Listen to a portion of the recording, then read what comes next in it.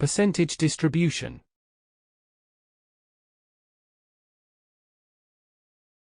Percentage distribution tells you the number per 100 that is represented by each group in a larger whole.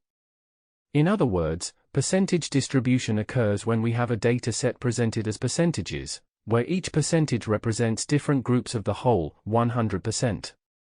It is clear that the total of all individual percentages in these data sets must be 100%. However, due to rounding made when expressing a number as a percentage of another number, we may have slight deflections from 100%, which is acceptable. Thus, if we have 4 data groups A, B, C, and D out of the whole we have for the percentage distribution, we have the following shown on screen.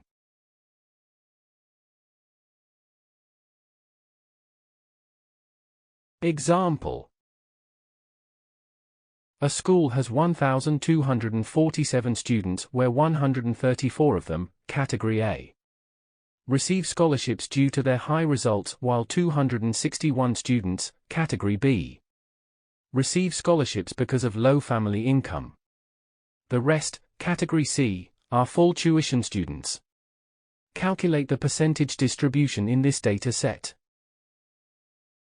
Solution.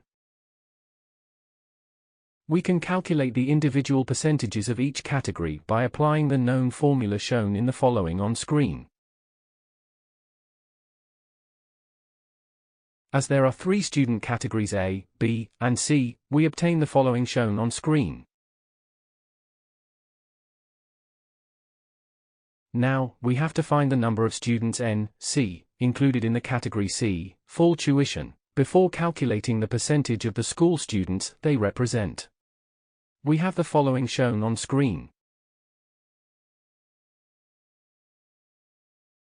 This category makes the following figure shown on screen.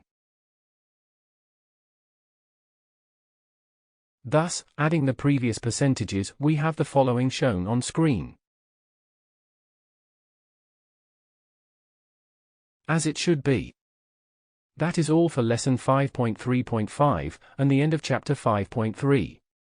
To continue this mathematics topic, please watch 5.4, Introduction to Applications of Percentage in Banking.